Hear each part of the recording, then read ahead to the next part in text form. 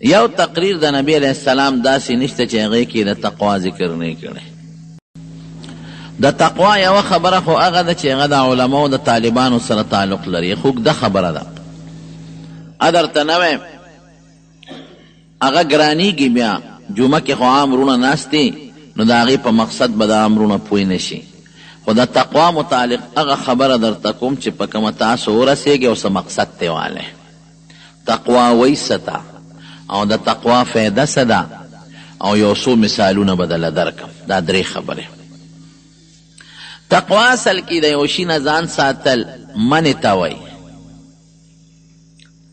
په عربۍ کې د دې کتاب د غاړو ته چې کومې کانټې لګولي دې ته وقایه وایي.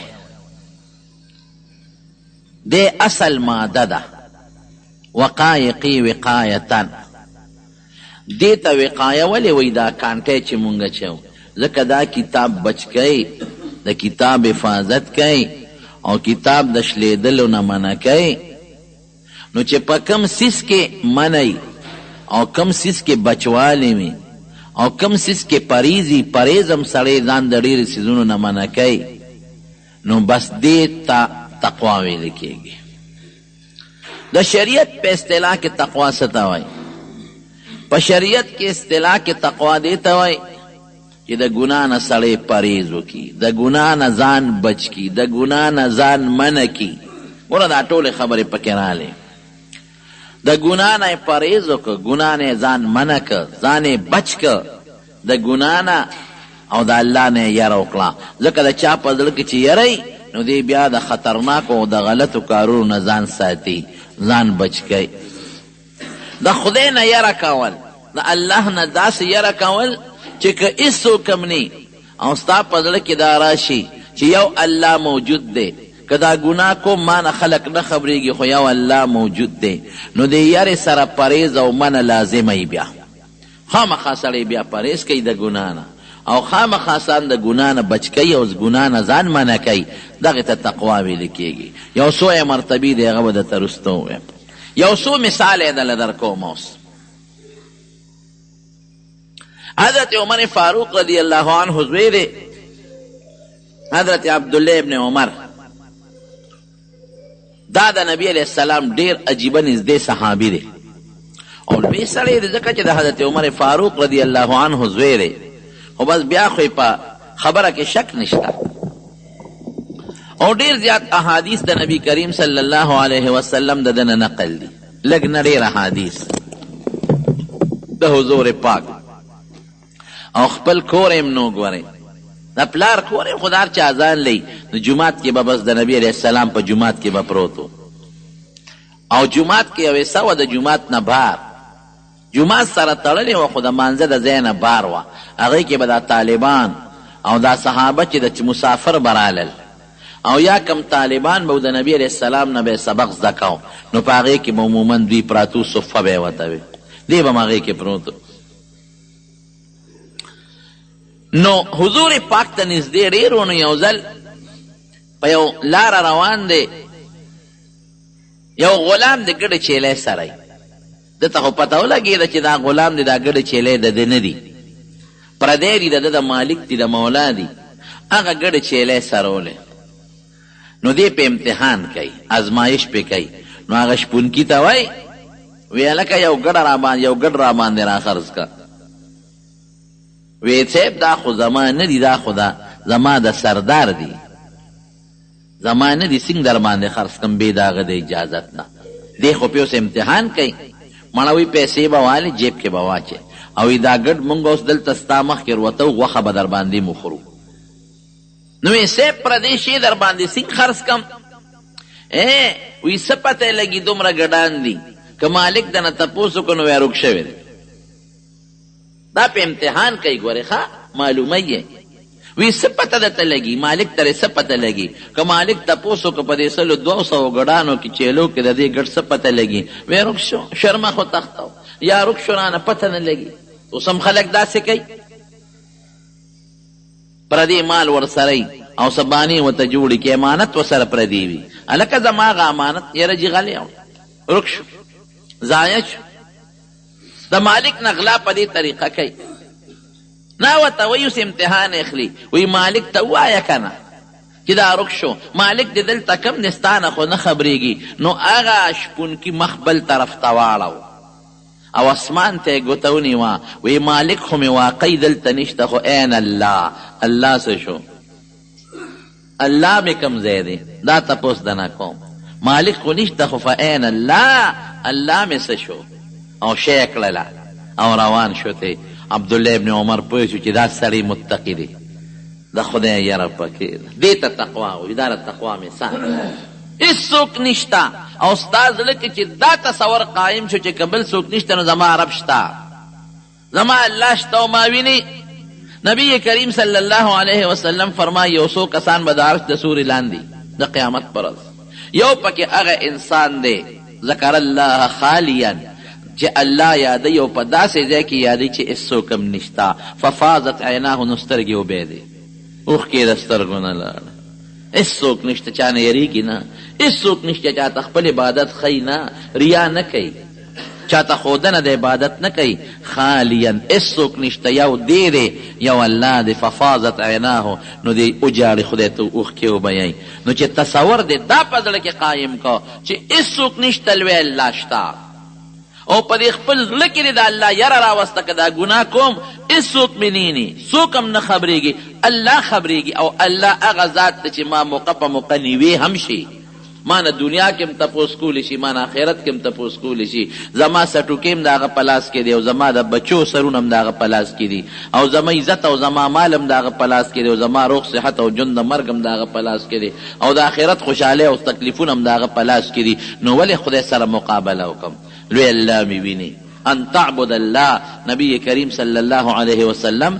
د احسان لویه مرتبه چې ښیي نو دا وایي ان تعبد الله کانک تراه داسې عبادت وکړه لکه چې ته خدای وینې فان لم تکن تراه فانه یراک او که دا سوچ نشي قایمولی نو دا خو قایم کړه چې ما خو الله ییني که نه زه عبادت کوم ما خو الله ییني ما نه خو الله خبرېږي د الله نه پټ نه دا سوچ په زړه کې قایم کا نو چې دا سوچ دې په زړه کې قایم کړی د بهترینه خبره بله نشته مونږ خلک چې د پولیس مخکې غلطي نه کوو ولې نه کوو یریږو چې دا پولیس مې گرفتار نه کړي د جج مخکې په ادب ولاړ یو ولې که د جج مخکې لږه غلطه خبره وکړو نو وایي به چې دا خو کنټمپټ اف کورټ دی یعنې څه ورته دوی وایي د توهین عدالت او بس راشه جیل ته دی اچوم او د وزیر او د بادشاه او د گورنر مخکې دوک ولاړ یو پولیس افسر مخکې دوک ولاړ یو فوجي افسر مخکې دوک ولاړ یو ولې که لږه غلطي کوم خو اتکړی ورسره لاس کړي اوس مې جیل ته اچوي دې ته یره وایي دا د دنیا یره او تقوا شوه نو د دې نه لوی طاقت د پولیس نه او د فوج نه او د گورنر نه او د صدر پاکستان او د جج نه لوی طاقت د چا په لاس کې دی د الله په لاس کې دی بس چې دا تصور ستا قایم شو چې هېڅوک نشته الله شته زما هر څه نه خبرېږي او ماله سزا راکولی شي بس هذا هو التقوا تقوا هم دغه شی دی دې ته تقوا ویل کېږي او بیا مختلف مرتبې دي نو هغه هلک څه وایي وایي که مالک مې نشته نو فعین الله الله څه شو الله خو مې شته وایي ټیک شو بس ما د امتحان اخېسته اوس به خبرې کوو دا ته د چا غلامې وایي صاحب د پلانکي سړي لاړ مدینې شریفې ته عبدالله ابن عمر هغه ته وایي ستا یو غلام دی ورسره ګډې چیلی دي پلانکي ځای کې سرولې وایي دا راباندې خرڅ کړه دا غلام ملم او دا ټولې ګډې چیلی مخلم ډېره ښه ده تاجران سوداګر هم داسې کوي د غلام دومره پیسې دي او د ګډو چیلو دومره کېږي ورشه ویې ګوره ما ویډیو کتلي دي ټول هغه ګډې چیلی هم ترې واخېستې هغه غلام هم ترې په بیه واخېست غلام راغی خپل مالک لا ویسته ځه ته عبدالله ابن عمر په بیه مان اخېستې سره د دې ټولو ګډو چیلو هلته ځه عبدالله ابن عمر له راغی تازه واخېسته سره د ګډو چیلو ویو وی داسې ده ستا کې ما تقوه ولیده تا کې مې د خدای یره ولیده لہذا زما را طرف نه ته ازادې ازاد شوې بس د غلامۍ د جون نه ووتې او دا چې څومره ګډې چیلی دي دا مې تا ته وبخلي دا هم ستا ریزه ځان لی سره وه دې دنیا کې یو مثال شو چې بنده پې دومره خوشحالېږي الله به پې څونه خوشحالېږي رب العالمین به پې څومره خوشحالېږي نو تقوا اوچت شی دی جناب مونږ کې تقوا نشته پرهیزګاري نشته په دې سعودي عرب کې په دې مکه او مدینه منوره کې او مکه مکرمه کې کیمرې لګېدلې دي ځای په ځای په هر استن کې تقریبا نینو په دویم استن کې یو کیمره ده او مختلف قسم کیمرې لګېدلې دي. دې دپاره دا کیمرې لګولي چې څوک غلا ونه کړي، چې ته هلک سړي ته ښځې ته لاس وانه چوي، چې ته جینۍ سړي ته په غلط نظر ونه ګوري، څوک چا سره ظلم ونه کړي، نو هغې کې کیمرو کې هغې ورته باقاعده دننه ناست دي، هغه پکې ښکاري. او بیا خفیه پولیس یو قسم نه، څو قسمه ایجنسۍ لګیا دي په حرم کې، څوک په مانځه به ولاړي تا سره خوا کې، څوک به طواف کې ګرځي او چا سپینه جامه ده، څوک یو شکل څوک بل شکل، خو چې هغوی ته په کیمره کې پته ولګي چې دا سړی غلطي ده په ده کې، نو بس هغه ادارو والا ته وایي چې پلانکې سړی د شا به یې راوینیسئ، پلانکي ځای کې ناست یا پلانکي ځای کې طواف کوي، دغه د هغې پسې ولګي او کلکې ونیسي. نو هلته کې ماته یو ملګری وایي، ما ته وایي شیخ صاحب وایي ته خبرې دا دلته دا کیمرې لګېدلې دي؟ نو ما ته خو پته به ما وي ګوره ډېر د احتیاط ژوند به دلته تېروو. ښه نه ورتلې وه، پته ورته نه وه. ما ولې وایي دې کې هر څه ښکاري، وایي ما اورېدلي دي چې څوک غلطي وکړي فوراً یې نیسي. ما بلکل، نو دې وجې نه ته داسې ډېر په احتیاط دلته ژوند تېروي. یو مې دې کیمرې نه د پاسه یو بله کیمره هم په تا د پاسه لګېدلې ده. کیمره د چا ده؟ د رب العالمین ده، هغې کې الله ته ښکاري.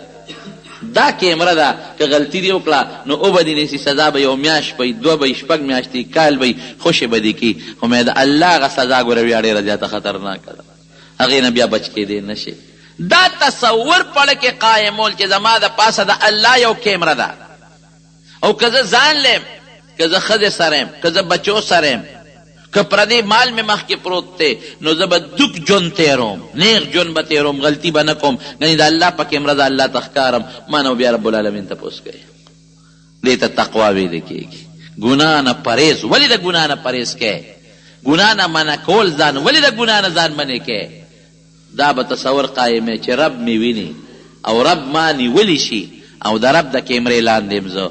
الله فرمایي یا ایها الذین آمنوا اتقوا الله حق تقاته، ای د ایمان خاوندانو الله نه ویریږئ، تقوا اختیار کړئ. ګوره موږ معنا د یرې کوو، سړی ویریږي نو د شي نه ځان ساتي که نه، ځان بچ کوي، هغه بچوالی پکې راغی، را تقوا هغه خپله معنا پکې راغله، ځان بچ کوي. اتقوا الله، الله نه ویریږئ. او بیا څه وایي؟ حق تقاته، د الله سره مناسب چې کومه یره ده. دوه قسمه یری، یو د سړي نه د بل نه یریږي، د هغه د ظلم د وجې نه ته یریږي، چېره دې ظالم دی په ما ظلم کوي. مار نه یریږي، یاره چک را باندې لګوي. سپي نه یریږي، یاره چک را باندې لګوي. لړم نه یریږي، یاره چک را باندې لګوي. دشمن نه یریږي، یاره خراب مې نه کي. نو دا د ظلم یره ده. د الله یره داسې نه ده، حق تقاته، چې تعظیم ورسره د الله. د هغې مثال به هم درکړم، لکه پلار نه سړی یریږي. نو پلار نه یره دا ولې که دا غلطي وکړم پلار راته غوسه کېږي وایي مې، نو د پلار هغه وهل او غوسه ده ظلم نه ده. دا یره چې د زوی په ذهن کې د پلار نه ده، د تعظیم والا یره ده، دا ډېره خطرناکه یره. زمونږ په زندګۍ کې زمونږ باباجي چې الله دې په قبر انوار نازل کړي، زه په خپل ژوند کې هغه دوه ځله والی یم، لا ماشوم وم. یو ځل مې سبق نه پټ شوی و، هغه به سبق له راځم سبق نه پټ شوی و، نو زما خیال نو ما د کوڅه کې چې ته لوبې کولې او دې د مازدیګر مونځ یې کړی او ما پسې راغی نیغ. هغه وخت کې خو یې ځواني وه، دې جومات کې به د مازدیګر مونځ کوو، نو ما وړو سره لوبې کولې او ناګانه کونټۍ اوچته کړه چې ټس شو په د حملې ووایله چې مې وکتل دیو منډه مې کړی، زه راپسې د جومات ته رالم او یو ځل یې رانه سبق اورو، نو سبق راته پوره نه و یاده، نو هغه اوږدې تسبیح وې ورسره، نو په هغه اوږدو تسبو چې شلق شو ویې وایلمه، نو هغه داسې وی چې په دې وجود یې راله داسې خاپونه جوړ کړل، داسې راله راتاو شوې. دوه ځله په زندګۍ کې زه والیم، د دې نه زیات یې نه یم والی. والد صاحب مې ډېر غوسه ناک و، هغه ډېر وال کړي دي، لیکن باباجي دوه ځله والیم. تاسو یقین وکئ د هغه دوه ځلو والو زما په زړه کې د هغه ډېر لوی هیبت پروت و، غلطي به مې نه کوله. یریدم چې خو هغه یره کومه یره وه، هغه د هغه عظمت یره وه. زه په دې پوهېدم چې دا دې ما وی دا ما سره ظلم نه کوي، زیاتې را سره نه کوي، دا ما له خیر را کوي، او هغه خیر یې ما ته الحمدلله هغه په خپل انداز باندې ورساو، هغه خیر یې ما ته ورساو، الله یې د هغې اجر وله ورکړي، خدای دې وله د هغې اجر ورکړي په قبر کې، هغه خیر یې ما ته ورساو. دا هغه د عظمت یره ده، د عظمت او د لویه یره ده. پلار که زوی وهي ظالم نه دی، نه غېږه ورته مه کنځل ورپسې مه کوه، د عظمت یره وکړه، دا تا ته ښه لاره ښیي. نو یو د مار لړم نه یریدل، یو د پلار او د استاد نه یریدل. د پلار او د استاد یره جدا ده، هغې کې ظالمیت نشته، او د مار لړم د دشمن هغې کې ظالمیت دی. نو د الله نه یره داسې ده چې د الله عظمت پړه کې کوي، چې الله ډېر لوی دی، ګورئ ډېر لوی ذات دی، ګورئ چې دا ما له سزا م راکوي نو دې کې هم د الله حکمت دی. غلطي زما ده د الله نه ده، ظلم الله نه کوي. ان الله لا یظلم الله پټې ظلم هم نه کوي. نو حق تقاته الله نه ویریږه، خو حق تقاته هغه یره چې د الله د شان سره مناسبه ده، ظالم به ورته نه وی، ظلم والا یره به پکې نه. عصمت ته الله به پړه کې راولي چې الله عظیم ذات دی. ما سمئ ما د دوزخ نه بچ کوي، که دا سزا را کوي دوزخ نه مې بچ کوي، او که دا دنیا کې کړو را کوي د قبر د لوی تیارې نه مې بچ کوي، او دا دنیا کې که سزا را کوي د ځنکدن د لوی سختې نه مې بچ کوي، او که دا دنیا کې سزا را کوي پل صراط او د قیامت د ورځې تکلیفاتو نه مې بچ کوي. داسې مثالې دي لکه یو ډاکټر چې د یو مریض اپریشن کوي، ګوته باندې اپریشن کوي، نو ظاهر کې خو دا مریض چغې وایي او خو ګوته یې راله خوږ کړه، ویسېرله او درمن یې کړمه، لیکن د ډاکټر په نظر کې دا اپریشن د هغه د فایدې وي که د هغه د نقصان یې ته اوس وایه فایدې وي. دا لږ غوندې نقصان به درله درکړم، دا یو بند به درنه کټ کړم، لیکن ټول وجود به دې بچ شي. لږ غوندې تکلیف به درکړم، ګوته به دله وسیرم، خو دا نو به ترې وباسم، ټول وجود به دې ټیک شي. معمولی غوندې اپریشن به دله وکړم، دا سرمن به له چخه چخه کړم، لیکن ټول وجود به دې بچ شي. دقه رنګې د رب العالمین ذات دی. دنیا کې لږ تکلیف به دله درکړم، سختی به دله درکړم، بچي له به دې ورکړم، تاله به درکړم، بیماري به راولمه، خو هلته دې ټول وجود بچ کوم، چې ټول وجود دې د کینسر نه بچ شي، او د آخرت او د قبر او ځنکدن د عذابه دې بچ کوم. نو چې داسې ذات ته وایه، نو داسې ذات په زړه کې عظمت پکار دی که نه دی پکار؟ نو دغه عظمت سره چې پړه کې کومه یاره راشي دې ته تقوا ویل کېږي. حضرت عمر فاروق رضی الله تعالی عنه په لاره باندې روان دی، په لاره ځي، او دا مشهوره واقعه ده او ډېرو کتابونو لیکلې ده. نو د یو کور کې د ښځې او د لور او د مور په منځ کې بحث و، او دې ورته دقسې دروازې سره ودرېده. نو هغه مور دې لور ته وایي دې پیو کې اوبه واچوه، لور ورته وایي امیر المؤمنین عمر اعلان کړی دی چې پیو کې اوبه به نه اچوې. مور ورته وایي بچې امیر المؤمنین دلته کم دی، اخو تا نینی وی مورې که امیر المؤمنین عمر نیشته د هغه خدای خو شته که نه، د هغه خدای خو مې اینې که نه. دا تقوا شو چې الله وینې په سر باندې د امیر المؤمنین عمر نشته، د هغه خدای خو شته، هغه خو م وینې که نه. بس عمر چې کور ته راغی بیبي ته یې وی پلانکي کور کې نښه یې واچوله، ته لاړ شي یو جنۍ د معلومات والا چاته یې په نکاح خو نه ده ورکړې. مور یې چې لاړه د عمر بیبي وی نه یو جنۍ شته پکې او چا له نکاح شوې نه ده، وی دا زه خپل زوی له عبدالله ابن عمر له په نکاح اخلم. اوهو هغه د شپونکي کورنۍ والا جنۍ ده، خو ګډو چیلی سره وی نورې خبرې به نه کوې، بس شپونکي لور ده او کار څه ده، لکې تقوا پرته ده. تقوا بیګې ما تقوا لیدلې ده، هغه جنۍ ورته په نکاح کړه. الله څه چل وکړه؟ ګور اوس تقوا چا په خاوند کې هم تقوا، په ښځه کې هم تقوا. الله د هغې په نسب کې عمر ابن عبدالعزیز پیدا کړ. عمر ابن عبدالعزیز تابعي دی خو ډېر لوی سړی دی، هغه خدای پیدا کړ، د عدل انصاف بادشاه خدای پیدا کړ، د ثمره او د نتیجه میوه شو میوه. هغه عمر ابن عبدالعزیز چې کله بادشاه شو، د بادشاه نه مخکې به یې داسې جامې اچولې چې یو جوړه به یو ځل واچوله دوباره به یې نه استعمالوله، داسې ژوند یې تېر کړی.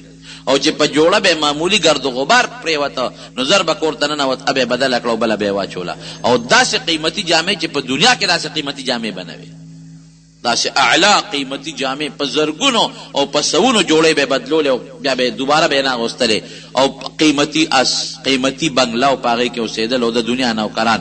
او چې کله بادشاه شو نو ښځه یې کېنوله، ښځه یې مخامخ ځان ته کېنوله.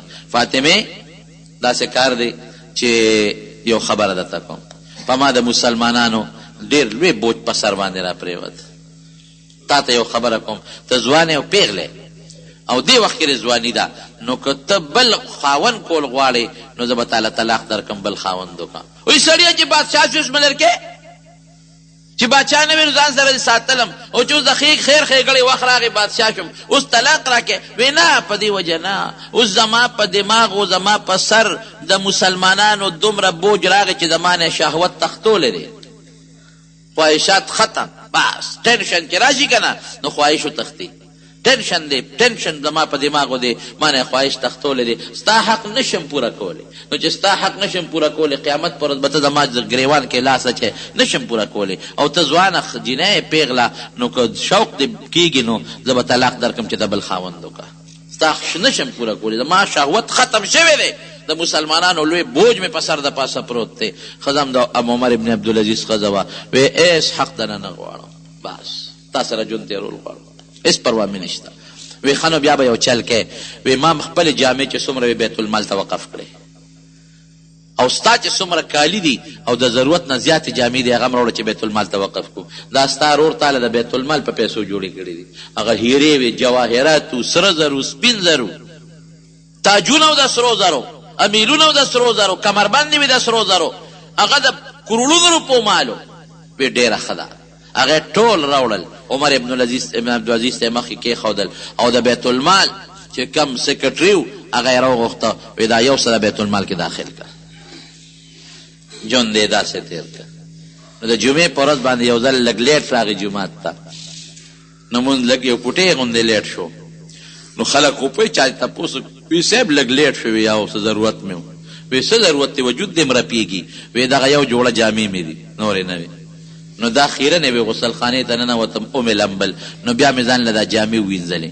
نو په غسلخانه کې مې لقولې چې هغه نمجنې غوندې شوې او اوبه ته لاړې نو مې واغوستې نو تاسو لمانځله راغله داسې ژوند دی تېر کړي او چې تر څو جم دیو عدل و انصاف خو څه کې ګوره تقوا چې بادشاه کې تقوا راشي نن زموږ بادشاهانو کې تقوا شته تقوا کوم په قانون نظام سمیږي خو قانون چې څوک چلی هغې کې تقوا نشته قانون چې څوک نافذ کوي په هغه کې تقوا نشته قانون حکمرانی چې څوک کوي هغه کې تقوا نشته نه چلیږي صدر ته وګوره وزیر اعظم ته وګوره وزیرانو ته وګوره ممبرانو ته وګوره او بیا انتظامی حضراتو ته وګوره حیران بشي یو قصه مې یو ځای کې کتله یو سړی چې تر بار ملک نه راغی د شپې د بار ملک نه راغی او ځان له ټکسي ونیو پکې سامان مامان ورسره او هغه کور ته ته پولیس والا ولا اشاره ورکړه ودرېږه کم ځای نه رالم جی دوبۍ نه رالم سعودي عرب نه رالم سامان چک کو سامان جی دا خو په ایرپورټ کې کسټم والا چک کوس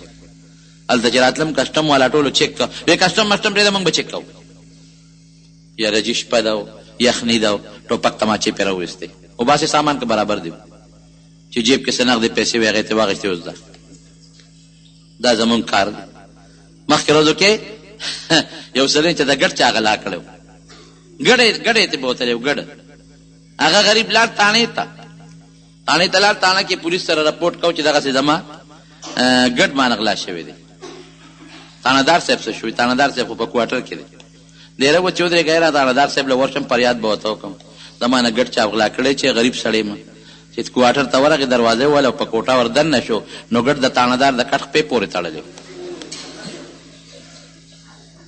پې پورې تړلی او دی خیر دی وی چې بس لاړم السلام علیکم نه ووایه که نه څه مسله وی بس مسله حل شوه دغه حل دی بره واپسې لږ لاړ شه ممبر له لاړ شه ممبر له دا د صوبې ما پکې دننه وخت تېر کړی ما ته پته لګي او ورپسې د قومي له لاړ شه او ورپسې وزیر له لاړ شه او ورپسې ممبرانو له لاړ شه وزیر اعلی او د ټولو پسې لاړ شه نو چې انصاف چې کوم ځای نه قایمېږي په هغه کې انصاف نی تقوا نی تقوا د خدای یره نی انصاف نه قایمېږي څه شي قایمول قانونونو باندې کار نه کېږي قانون به زر جوړ کې 2000 قانونونه جوړ کا نو څه پې چې انصاف نیسې کې وسه لکه تقوا نشته چلی پچا لکه د خدای یره نشته چلی پچا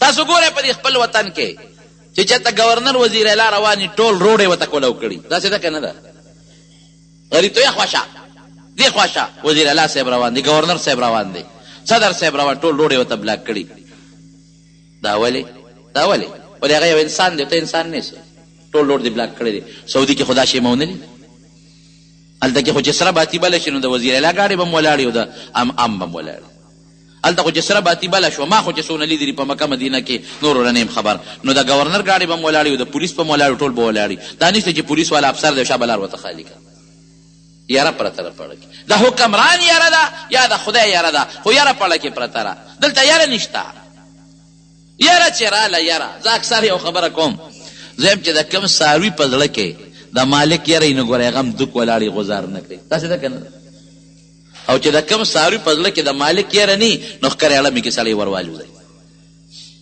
تقوا یره به کې د الله نه منه به کې پرهیز به کې د الله نه نو عمر ابن عبدالعزیز نشته ورسره، نه مونږ کې شته او نه بل کې شته، ټوله عامه خبره ده. هغسې څوک دي؟ نو د هغه حکومت کې انصاف خو څه کوي چې شر مخ به هم په ګډو چیلو حمله نه کوله. بیا خو ګوره د الله د طرف نه هم عدل چې لاندې عدلي، د الله د طرف نه هم عدل و انصاف بیا قایمیږي. میزان د عدل الله سره دی. نو یو ځای کې چې د شر مخ په چیله حمله وکړه، نو اشپونکي وی انا لله و انا الیه راجعون. عمر ابن عبدالعزیز وفات شو. دا ملګرو ورته وی تا ته څه پته لګي؟ موبایل خو هغه زمانه کې نه وي، نو اخبار او ریډیو، تا ته څه پته لګي؟ وی بس ما ته پته ولګېده، اوس وفات شو. وی چې تر څو عمر ابن عبدالعزیز بادشاه نو زمونږ شرمخان به زمونږ ګډ چیلو سره یو ځای سرېدل، او چې نن شرمخ په چیلې حمله وکړه نو پته ولګېده چې د الله د طرفه د انصاف حکومت ختم شوی دی. چې معلومات یې وکړل بعیني هغه وخت عمر ابن عبدالعزیز وفات شوی. او ښځې څنګه عجیبه وه چې دی وفات شو، د بیت المال چې کوم سکرټري دی ناظم الامور هغه راغی او ښځې ته وله وایي بیبي ستا خاوند چې تا نه څومره جامې او کالیګان اغوښتي هغه ټول ما بیت المال کې په یو الماری کې محفوظ ایښودي دي. اوس خو دی خاوند مړ شو، نو که دی خوښی هېڅ چاته پته نه لګي چې هغه ټولې جامې هیرې جواهرات او هغه کالي او سره د لوس راوړه. هغې وی نه، ما د خاوند په خولې بیت المال له ورکړي دي او زه خپل مړ خاوند سره وفا کوم. چې د قیامت پر ورځ زما سترګې د خپل مړ خاوند سره لګي نو چې وفایي بې وفایي پکې دی. نو دا د هغه شپونکې جینۍ تقوا وه چې دغه سړی ته خدای پاک پیدا کړ. نبی کریم صلی الله علیه وسلم په صحابو کې تقوا پیدا کړې وه. هغه صحابو له معاشره داسې جوړه کړې وه چې صحابو ټولو کې تقوا وه چې پوټې ګناه به تېر شوه په یو منډه به نبي علیه السلام له رالل، د الله رسوله ما نه دا ګناه شوې ده، زما باندې د خدای حد قایم کا. پوټینی ګناه چې ته په لاره کې دی یو صحابي نه شوي پوټینی غوندې ګناه، او راغې نبي علیه السلام ته وایي وی په ما د خدای حد قایم کا، ما نه غلطي شوې ده. نبي علیه السلام ورته غږ ونه کړ. نو منځ شو، نو بل منځ شو، نو بل منځ شو. دې به دې میاشت کې راغې د الله رسوله په ما د خدای حد قایم که ما نه دا پلان کې غلطي شوې ده. نو چې منځونه پوره شوې دلته راشه تا څه وې؟ وی ما نه دا غلطي شوې په ما د الله حد قایم که. وی مونږ سره خو دې منځونه وکړل که نه وي؟ او وی دا هغه غلطي دومره غټه نه و په دې منځونو دې خدای هغه ګناه راجولی. مبارک ته الوې حضرت ماعز اسلمي رضی الله عنه وی د الله رسوله ما نه دا ګناه شوې ده، یو زنانه سره ته بدعملي شوې وه. نبي علیه السلام مبارک ته مخ بل طرف ته واړوه، دی بل طرف ته راغې وی ما نه دا غلطي شوې ده. هغې ته بل خوا مخ واړو، بیا راته وشو ما نه دا غلطي شوې ده. هغې ته بیا مخ واړو. مطلب یې دا و چې نیکبخته ګواه در باندې نشته، بس ده چې د خدای ته توبه وباسه. لیکن هغه کې هغه نه د الله رسوله په ما د الله حد قایم که راغلی ما. نو چې په څلورم ځل یې ورته وویې نو نبي علیه السلام ته بیا تپوس کوي، بیا سې به دې لاس ور وړي. ویې نه صاحب هغه سمه ګناه مې کړې، مړه سې به دې ښکل کړې را ښکل کړي، نه هغه مضبوطه ګناه مې کړې. چې پوره اقرار یې وکړ نو صحابو ته یې وی دې بوځ او دې سنګسار کې په کاڼو باندې ولې واده کړی سړی چې دا ګناه وکړي نو حکم یې همدغه دی چې دې به په کاڼو سنګساروي. نو صحابو د مدینې نه بار بوتو. نو د پیغمبر علیه السلام خو صحابه د بچو په شانتي وو، په خپله خو ورته کتې نه شي بوځ یې سنګساری کې. نو چې د مدینې منورې نه بار حره ورته یو سنګستان هلته بوتو په کاڼو یې پې شروع کړو او دې یې ویشته وینې ته بیا دی. نو ګران کار دی، احسان کار نه دی. نو دې غریب به کله یو خوا منډوال او کله به بل خوا منډوال. نو حضرت عمر فاروق رضی الله عنه سره د اوښ یو جامه پرته وه، په هغې یې پې غزار وکړو نو دا سر یې ولګېده نو را پرېوته او وینې ته ووتې حضرت عمر په جامو باندې ولګېدې. نو حضرت عمر ورته خیره وکړه، ای فلان کیسه خدای داسې داسې کې که تا دا ګناه نه وې کړې نو نن به زموږ جامې د وینو شوې نه وې. نو رسول الله مبارک له چې کله صحابه واپس رالل نو تپوس وکړو څنګه چلو شو؟ وی صاحب بس اخو مو په کاڼو وویسته، د الله حکم پوره شو، الشیخ والشیخة اذا زنیا فرجموهما نکال من الله والله عزیز حکیم. چې واده کړی سړی او ښځه دا بدعملي وکړي نو دغه سزا ده. خو صاحب یو ځای کې منډه کړې نو حضرت عمر په یو غټ اډوکي باندې وویشته او خیره یې ورته وکړه. نبي علیه السلام سترګې مبارکې وپړسېدې. عمر ته غصه شو، عمر دلته راشه وی خیرې دې ورته ولې کړې دي؟ لقد تاب توبة وی ده خو داسې توبه وویسته که دا توبه د ټول مدینې په خلکو تقسیم شي د ټولو توبه به الله قبوله کړي. هغه انسان چې هغه خپل ځان باندې سخا کوي. یو سړی وی مال ورکوم ما بچکا، یو سړی وی زوی ورکوم ما بچکا، یو سړی وی کور ورکوم ما بچکا. هغه خپل ځان ورکوي الله ته چې الله ما خپل ځان تا ته وبخه، ما مړ که خو ما د آخرت د سزا نه بچکا. نو تا هغه ته خیرې کې. بلکې یو روایت کې دا الفاظ راغلي دي لقد تاب توبة، که دا تقسیم شي په ځمکې، په ټول ځمکې، په ګناهګار مخلوق د ټولو ګناه به پې خدای معاف کړي. داسې تربیت نبي علیه السلام صحابه وکړی دی. چې کومه ښځه ورسره بدنامه وه هغه راله نبي علیه السلام وی صیبه زه هغه ښځه یم چې هغه ما سره بدنام یم، په ما هم د خدای حد قایم که. الله اکبر. ګواه پې نشته، ضرورت سو توبه به یې وکړه، په ما هم د خدای حد قایم که. نو په ګېډه یې ماشوم و، ویده چې ستا دا ماشوم پیدا شي بیا راځه. نو دا لاړه چې ماشوم یې پیدا شو نو بیا راله. قسم د خلک وایي ډېر خلک دې زمانه کې صحابو پسې بد رد وایي. دا خدای پاک بعضې صحابو باندې امتحان راولي چې دا غلطي وشي چې دا حکمونه نافظ شي چې خلکو ته پته ولګي چې نبي علیه السلام د دې ګناه د سنګسارېدو اعلان کړی دی. دا څه فرضي نه دی او نه مبالغه ده، د دې مثال هم موجود دی چې وروسته څوک په مبالغه ور وانړئ. دا بعضې خدای قصدن کړي دي داسې. دا ښځه راله وی صاحب چې بچی پیدا شو نو بیا راله وی د الله رسوله زما هغه بچی پیدا شو، په ما د الله حکم جاری کا. ورته پته وه چې همدغه حکم دی چې کوم زما په ملګري په مایز باندې جاري شوی او بیا مړه. څونه سخت مرګ، په کومه سخته طریقه مرګ، په ما د الله حکم جاری کا. د الله رسوله زما ماشوم پیدا دی. ماشوم یې ورونی کې انغښتې راوړی نبي علیه السلام له. حضور پاک ورته وفرمیل دا ماشوم له د خوراک قابل نه دی، ستا پی خوري. زه چې کله دی د ډوډۍ د خوراک قابل شي نو بیا راوله، بیا راشه. نو چې ماشوم داسې د 2-2.5 کالو ته ورسېد او د ډوډۍ قابل شو، الله قسم دې حیران شي سړی. تقوا دې ته وایي. ممکن څه تقوا ده؟ په پردي مال خېټه ورچو، پردي عزت اخلو، پردي بچي وجنو، پردي ته کنځل کوو، پردي حیا مو واغېشته او خدای منم او د خدای یاره مې د پاړه کې خدای څه قسمته منې. خدای منل دې ته وایي، تقوا دې ته وایي. ماشوم یې غېږ کې نیولې او نبي علیه السلام له یې راوسته او په لاس کې ډوډۍ ورکړې ده، ډوډۍ ماشوم له. او پیغمبر علیه السلام ته مخامخ کو، وی د الله رسوله دا وګوره ماشوم زما د پیو نه ما بند کړی دی، اګوره ډوډۍ خوري. ماشوم نوړی خولې ته کړه، وی د الله دپاره په ما د خدای حکم جاري که.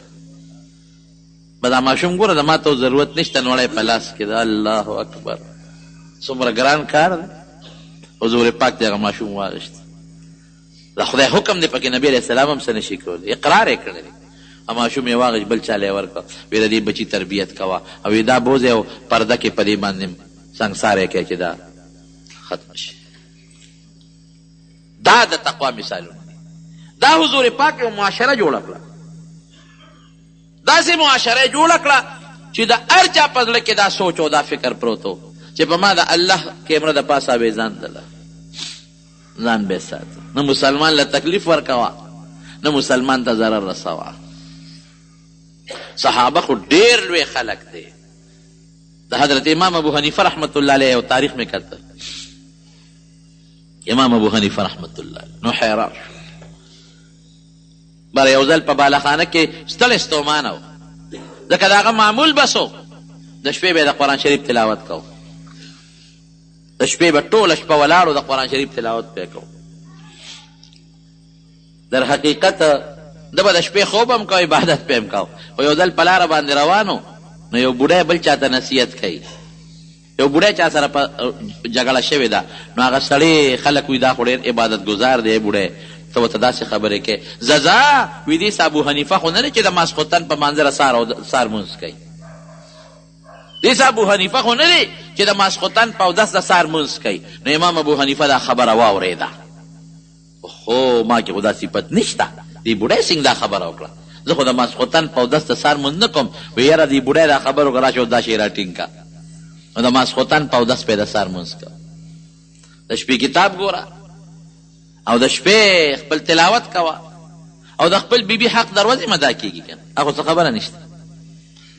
نو د شپې به عبادت کوه، نو سار به بیا طالبانو ته درس هم کوه او بیا به د فقهي مسلو استخراج او استنباط هم کوم مسایل به راستل نو لږ غوندې وخت له به چې ته د غرمې اوچت شو بله به وخته نو ده به شو نو یو ځل د شپې د غرمې کټ ته به راوخت چت ته او اوده کېږي نو خلکو ته خو پته یو سړي ور وډبو ټک ټک ټک ټک ور وډبو نو دی راویښ شو کور والا ورته وایي صاحب اوده شه دا به څوکي دا وخت د ستا د درده راتلو نه دی مازدیګر دی راځي که رسار دی راځي وی نه څوک ضرورتمند به کېدای چې د مسلې تپوس څوک کوي په پوړو راکوز شو نو چې دروازې لرې کړ یو سړی ولاړو امام صاحب ورته وایي ملګري څنګه راغلی وی یاره چې د یو مسلې تپوس ته راغلی نو که اوس ما غوندې سړی وې نو ورته به یې ښه یو پنځه شپږ خبرې کړو چې د خدای نیکبخت هغه جومات کې طالبانو سره ناست وم هغه ټایم به راغلی تاسو ته پته ده چې د شپې مې ارام نشته او دا مې لږ د ارام وخت د خوب نه مې وباسې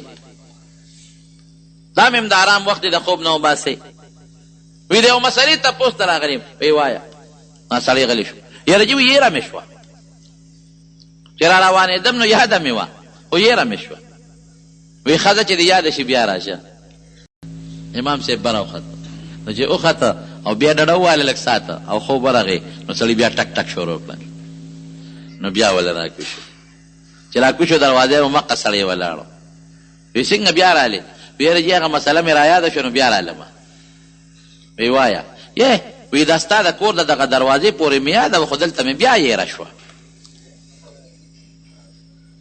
که بشیر جان خو یو پنځه شپږ چکه به یې پې لګولي او که زه یو دوه څپېړه خو مې تیز ته وي یو دوه څپېړه خو مې ته وي ولې مونږ کې خو تقوا نشته او امام ابو حنیفه کې خو تقوا ده چې دا خو سایل دی له مسلې تپوس ته راځي دی ناپویه دی نو زه خو ناپویه نه یم که نو بیا به راوخته نو چې بیا به راوخته او یو پوټېله غوندې خوب سترګې یې ورلې نو سړي بیا ټک ټک نارې کړی نو بیا غریب پاندرم پایه راکوشي راووته چې بیا راځي وی ملګري بیا څنګه رالې وی هغه مسله مې رایاده شوه هغې تپوس ته نه کوم وی وایه یاره وایي چې د دې انسان د اودسماتي دا خوند خوږ دی او که تریخ دی مسله هم ناشنا مسله د انسان د اودسماتي خوند خوږ دی که تریخ دی نو که زه ما به ورته څه وې ما ورته راځه چې دې بوځمه او یو قاشوغه درکمه نو په خولې که نو پته به په خپله ولګي چې خوږ دی که تریخ دی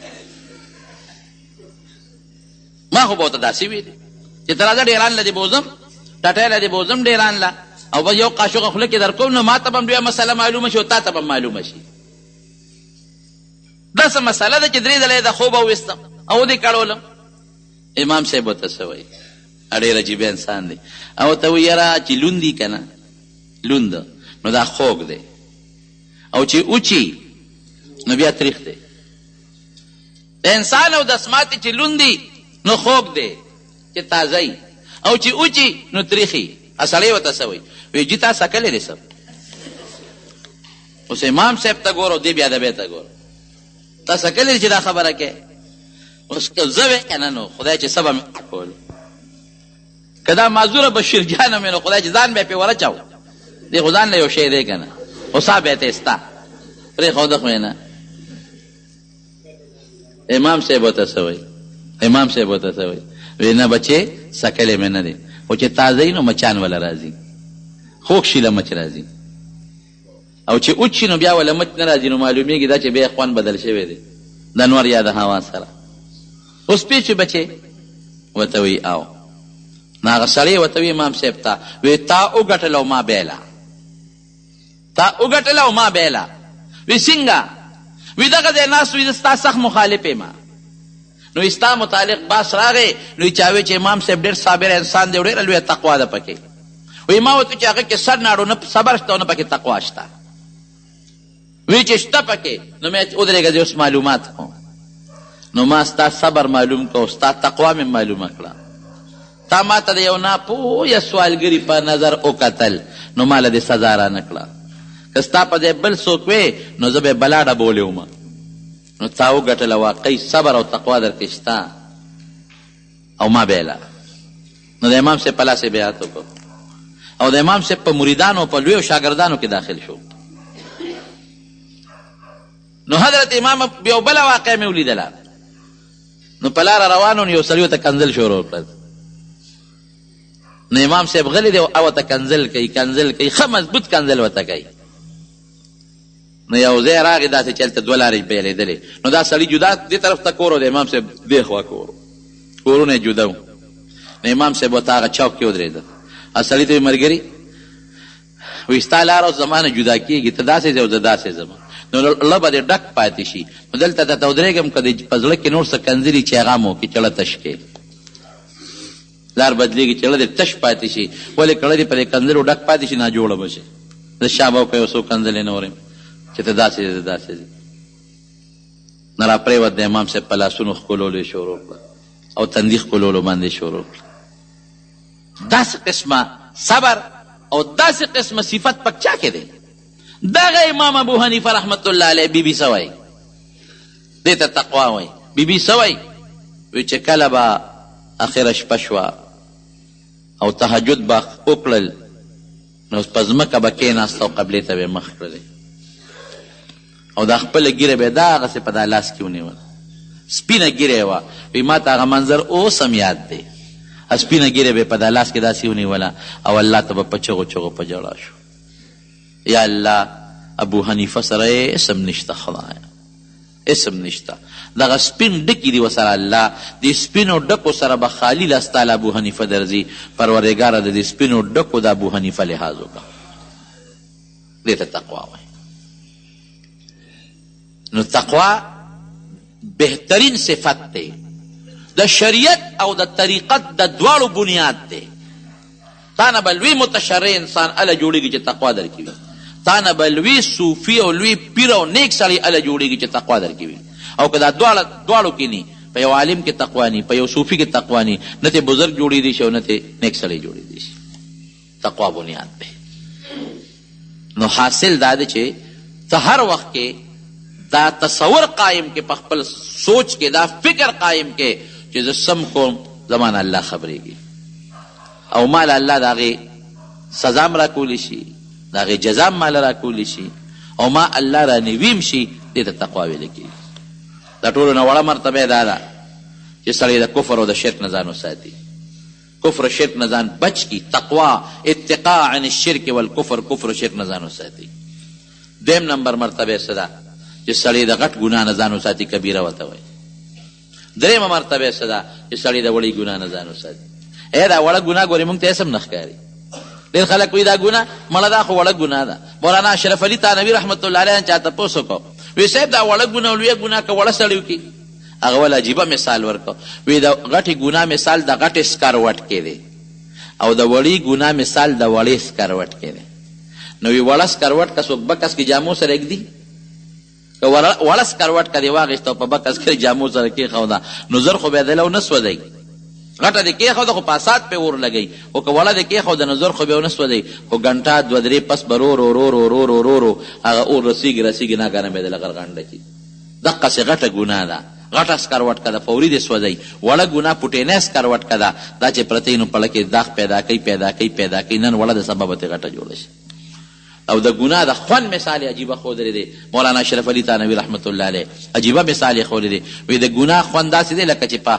سارمن د خاره خو لګېده او ګری دا ګرول تاله خوند درکوي دا سرمن چې ګری تاله خوند درکوي او خو خوند دی پکې لیکن دا ګرول تاوان دی د وجود دپاره که دا فایده ده تاوان دی ګری خوند خو درکوي خو دننه سرمن دې زخمي کېږي تاوان در درکوي فایده دا ده چې دا خوند د ګرېدو لر کا پټی ولګوه علاج وکړه ګولۍ وخوره د خدا خوند تا ته ظاهري خوند دی خو ګورې دننه تاوان درکوي دقسې د ګناه خوند دی ګناه چې کوې تاله خو به خوند درکوي لکه سرمن چې ګری خو دننه د تباکۍ بربادۍ دی د دې خوند نه ځان وساته د غټې ګناه نه ځان ساتل او د وړې ګناه نه ځان ساتل دا تقوا شوه او ټولو نه لویه سره چې کوم څیز نامناسب شی دی خلاف الاولا ورته وایي د هغې نه ځان ساتل هغې ته بیا ورعم وایي هغه اخیری مرتبه ده تقوا نو تقوا چې سړي کې راله په معاشره کې جرایم به ختم شي یو جرم که تا ولي زه به انعام به درله درکوم چې یو سړی دا سوچ وکړي چې دا پردی مال دی او که دا خورم خو مانه الله خبرېږي دې پردي انسان لکه څپېړه ورکوم خو مانه الله خبرېږي سزا به راکوي دې پردي مال ته که زه په غلط نظر ګورم او د پردي عزت په غلط طریقه باندې اخلم خو مانه خو الله خبرېږي ماله به الله سزا راکوي وایه که نه نو په دې معاشره کې به یو جرم وشي دا جرایم ولې مونږ کوو تقوا نشته، د خدای یره نشته، د ګناه نه پریز نشته. هسې په خوله وایو چې خدای منو او خدای منو او آخرت کې به خدای سزا راکوي، خو په حقیقت کې د دې نه خالي یو، بلکې به 50 جرمونه راوباسو او ځان ته به نه ګورو چې یاره ما کې څومره جرمونه دي، بلکې به 80 جرمونه راوباسم او ځان ته به نه ګورم چې ما کې څومره جرمونه دي. زما نه که څوک مال غلا کي نو خیرې به ورته کوم، او د بل نه چې ته غلا کوې نو خیر دی. ستا زوی له که څوک سپېړه ورکړي تا له سپېړه درکړي نو 10 ختمونه واوسې کوې، ته پردي زوی له سپېړې ورکوې او پردي عزت اخلې، خیر دی. دا تقوا نه ده. تقوا کراله په بادشاه کې، په گورنر کې، په وزیر اعلی کې، په جج کې، په مولا کې، په ما کې، په تا کې، نظام به ټول ټیک ټاک چلیږي، هېڅ نقصان به بیا نه. ځکه خو نبی کریم صلی الله علیه وسلم چې څومره خطبې دي څومره په تقوا مشتملې دي. د نکاح خطبه زیره ته اکثر په دې دغه کې ویم، په جمعه کې ویم، ځکه حدیث کې راځي چې د چا چاته حاجت یې نو دا خطبه دې ووایي. مونږ الله ته حاجتمند یو. یا ایها الذین آمنوا اتقوا الله حق تقاته، ګوره تقوا راله، ولا تموتن الا وانتم مسلمون. یا ایها الذین آمنوا اتقوا الله وقولوا قولا سدیدا، تقوا اختیار کې او سمې خبرې کوي. یا ایها الناس اتقوا ربکم الذی خلقکم من نفس واحدة، ای خلقه خدای نه ویریږئ. هدى للمتقین، قرآن شریف متعلق ذلك الكتاب لا ریب فیه هدى للمتقین، متقیانو بیا صفت هم الله کړی دی. او د نیکانو خلکو چې الله صفت کوي، یدعون ربهم خوفا وطمعا، الله عبادت کوي خو تقوا پکې ده، یرم پکې ده. نو د نبی علیه السلام داسې خطبه مو نه لیدله، که د جمعې ده، که د اختر ده، که د استسقا ده، که د نکاح خطبه ده، او که عام تقریرونه دي، ټولو کې تقوا لفظ شامل دی. او د قرآن حکیم یو آیت نه په سوونو آیتونو کې د تقوا لفظ شامل دی. نو تقوا بهترین صفت دی.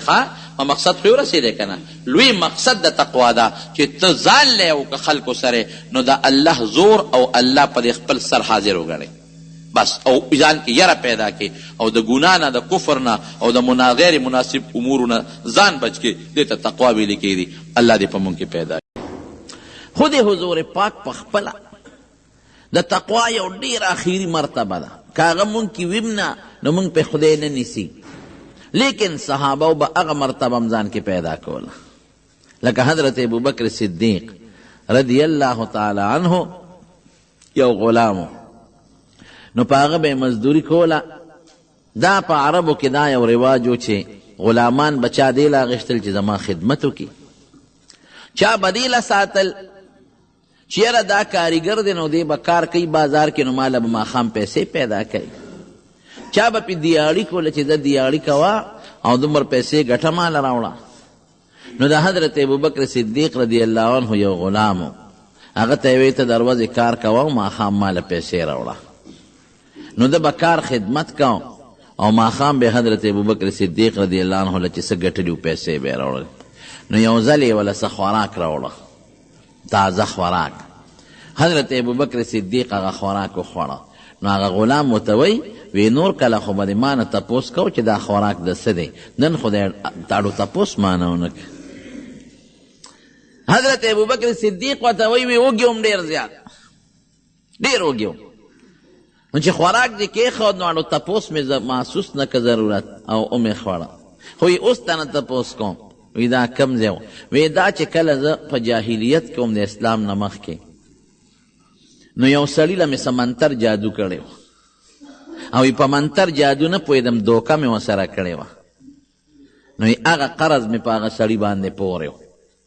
نو اوس د اسلام نه پس په لاره تېرېدم، په هغې کې وادو. نو زه ورغلم، ما ورته وی چې وروره زما د هغه منتر جادو هغه پیسې د باندې پورې دي، شا به راکړه. نو وی دا ډوډۍ خوراک یې راکړه چې دا پکې واله، دا چې تا ته مې کېښوده او تا وخوړه. اوهو انا لله و انا الیه راجعون، په ما دې حرامه ډوډۍ وخوړه. یو خدا ده چې منتر او جادو باندې پیسې اخیستل ګناه ده، او دویم دا چې ته پې نه پوهېدې، دوکه دې ورسره کړې ده او په دوکه دې پیسې وګټلې، دا دې دویمه ګناه وکړه. لکه نن سبا مونږ خلک په دوکو څونه پیسې ګټو. زه حیران شم چې مسلمان د پیسې دپاره څومره ټګۍ کوي او څومره دوکې کوي. سوچ مې لاړ شي چې یا خدایه دا مسلمان کوم ځای ته ورسېد، د ده په زړه کې اړو یره د خدای شته دی نه. داسې په خولې دا وایي چې آمنتو بالله، هلکه په الله د ایمان دی، د الله خبره ومنه که نه. او بالیوم الاخر اخره کې وایي چې د آخرت په ورځ مې ایمان دی. نو د آخرت په ورځ چې د ایمان دی نو ته آخرت منې؟ هسې ایمان دی، د خولې خبره ده. د آخرت په ورځ د ایمان دی نو آخرت کې به د نه خدای تپوس نه کوي، هغې لرې ځان نه دی تیار کړی. دا سوچ ته شته او که دا سوچ ته نشته؟ څومره ټګۍ زمونږ خصوصا په دې دوکانونو کې کېږي. نن په ټوله دنیا کې ګرځه، ما سوا د یو څو دوکانونو نه ټیک ته مسلمانان او صالحان هم شته، دا نه وایم چې ټول یو شانتي دي، خو سوچه چای به چته ډېره کمه پیدا کې. د دوکې چای ده، پکې څیزونه ګډۍ او رنګونه وله ورکوي، چلکې پکې ګډۍ رنګونه ورکوي. سوچه مساله ټیک د صالحان نیکان خلک هم شته، ښه به هم خرڅوي، لیکن کمه به داسې وي چې هغې کې به سوچه مساله وي، ګندونه او رنګونه دي، ادر باندې خرڅوي. دا معمولي غوندې دی ګاډو والا نه ته سودا کې د پاسه یو شان شی پروت او لاندې بل شان شی پروت دی، دا ګناه نه. د پاسه به ښکلې مزېدار اعلی ټماټري، ته چې ورته ګورې نو ته به چې خدای اومه مې وخوړې او ځان به وررسې، او چې لاندې ګورې شنډۍ به پرتې وي، او کم وخت چې تل اړموي هغه شنډو ته یې ور اړمه کړي. یا لکه دا بره د سر دا پکې واچوه، وی دې لاندې سره به زه څه کومه، داسې وایي که نه وایي؟ نو دا لاندې ځان لکه وغه ځان لکه بیا دا لاندې بره واچوه که نه. خلکو له ولې دوکه ورکوي چې سړی ځان ته په دې رابلې؟ الوګان شو، غوښه شوه، نور سیزونه شو، ټول په دوکه. ایرونو یاد وساتئ، په دوکه که دې مال ډېر هم پیدا کو، لاره په غلطه لاره به دنوځي، ګور یاد ساته. جیب برې ډکي، برکت به پکې نه، مقدمه به جوړه شي، اسپتال به جوړ شي، بچې به نا جوړه شي، ښځه به نا جوړه شي، شا به وړو اسلام آباد او لاهوره پورې ټسټونه کوه، خو ځي به دنه په سوړو به دنه ځي، خدای به ورته سوړې کولاوي او په هغې به دنه ځي. او که حلال لږ شي مې او صبر به درته وکړو نو سوړې به ورته بندي، مطمئن او خوشحاله به پکې. دا د دوکو کاروبار. نو دا دوکه حرامه. په دې پمپونو کې مونږ خو روانو، په دې سینجي پمپونو کې اوس خو خیر قصه بل شانتې ده، خو بره به یې لیکلي وو، هغه ریټ به یې لیکلي وو 61. نو پوټې نه هغه ننن به یې ورسره داسې لاندې پوټې لیکلې وه چې سړی دوکه کړي، ابې داسې پوټې نه یې غوندې ورسره لاندې لیکلې وه چې لرې ځای نه نه ښکاري. دا اوس شیطان ورته اچوي، نه نه 61.99 مې چې خلکو ته ښکاره کړي چې زما خو 61 روپۍ نرخ دی. او که بیا څوک وایي چې لکه تا خو 61 نه 2 شپېته دې کټ کړې، نو ما خو لاندې ورسره 99 مې پیسې لیکلې دي. نو 1 روپۍ څه شی دی چې هغې له دوکه کې؟ ځه اوس ته ووایه. اوس یو پمپ والا چې د کروړونو پمپ چلی، که هغه 1 روپۍ دوکه وکړي په کیلو کې، نو دا څونه فایده هغه ته رسوي؟ هېڅ هم نه. لیکن دا اوس شیطان ورته پړه کې اچوي، لکه څپه ولیکه چې 2 شپېته دي که نه، دا 99 مې دې ورسره پوټې نه ولې لیکلی دی؟ دا دوکې دا سخت جرم دی او خطرناکه ګناه ده چې څوک دوکه کوي رونو، ده کې تقوا نشته، دی د خدای نه نه یریږي. د قیامت د پر ورځ د زړه ایمان ټیک ته مؤمن ورته وایو، کافر ورته نه وایو، خو د ایمان چې کوم بنیادي نښه ده هغه د پړه کې نشته. دی څنګه مسلمان دی؟ نو حضرت ابوبکر صدیق رضی الله عنه ورته څه وایي؟ وی دوکه دی وکړه. په دې اخباراتو کې پرون مې یو اخبار کته، نو یې لیکلي چې پپیو کې کیمیکل اچوي.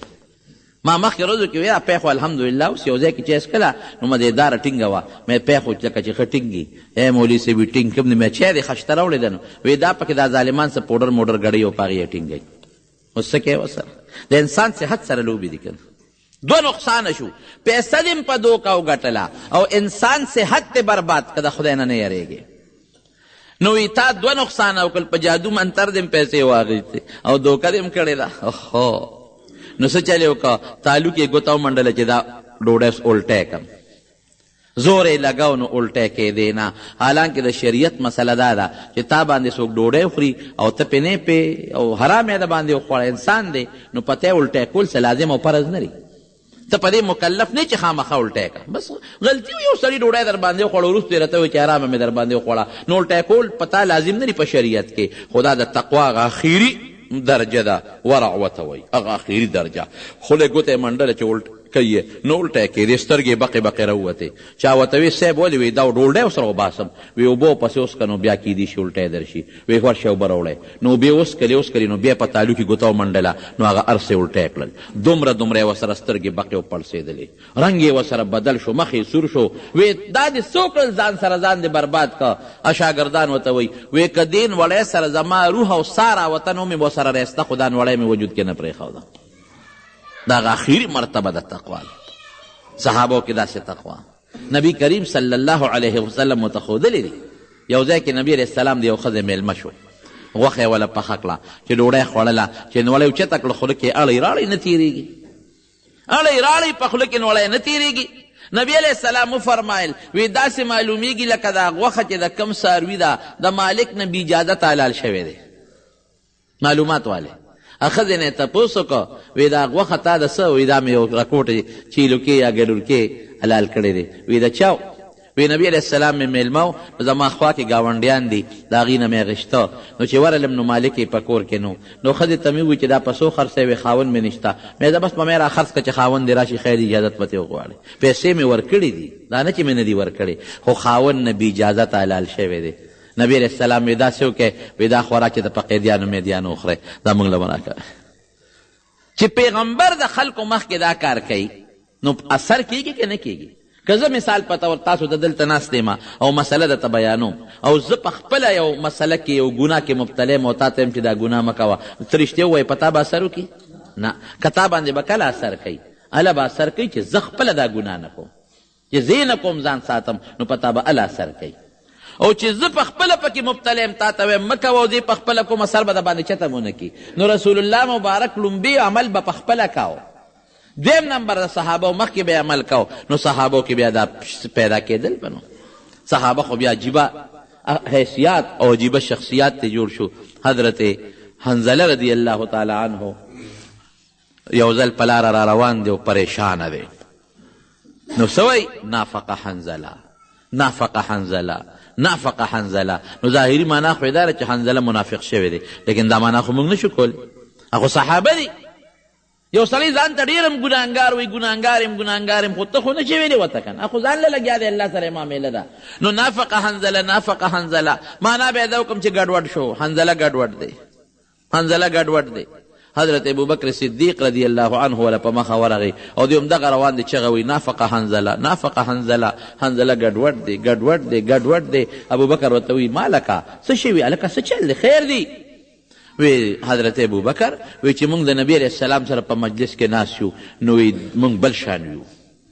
بل شان حیثیت دی زمونږه داسې راته را جنت ښکاري لکه په دا سترګو چې وینو او دا دوزخ داسې محسوسو لکه چې دا په سترګو باندې یې اینو بل شان کیفیت یې په دې وړونو کې خو چې د نبي علیه السلام نه دې خوا شو او بیا د خپلو ښځو او بچو سره ګډوډ شو نو بیا مغه حالت نه بیا م رانه هغه آخرت یېري بیا جنت یېري بیا دوزخ یېري بچي ښکلو او ښځو سره ناس پاس شو هغه چې د پیغمبر مجلس کې څه دي هغه بیا نینو او نه محسوسو نو لکې مې دا راله چې دا چې ته منافق نه شو منافقان نه شو التم یو حالت دی د منافق خو در نړۍ یو شانتي ظاهر بل شانې که نه نو دا خو هغسې نه ده خو لیکن د پیغمبر سره یو حالت دی او کورم د بچو سره بل حالت التم دنیا یېره ده کورم بچو سره دنیا یاده ده التم اخرت یاد دی او کورم بچو سره اخرت نه دی یاد دنیا یاده ده حضرت ابوبکر ورته وی هلکه انا وجد وی زه خو هم دا مونمه وی دا شی خو په ما کې هم شته چې د نبی علیه السلام مجلس کې یو شانتي یو او چې کور لاړ شو بیا بل شانتي یو زه چې ځو چې د نبی علیه السلام نه تپوس وکړو